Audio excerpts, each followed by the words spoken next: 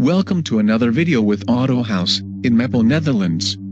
Today we have the honor to work on a historical icon from Mercedes-Benz, the 300SL Roadster 1962. As you can notice, the handbrake is pulled to the maximum, so we will be working on replacing the handbrake pads.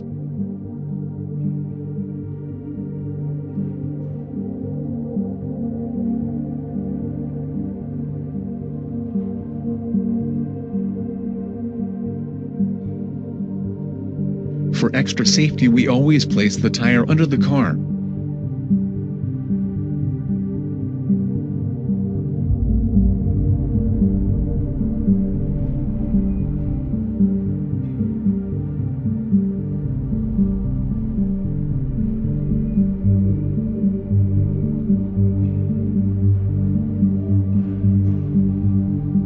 This is the old brake pad plate, it will be replaced with the new one.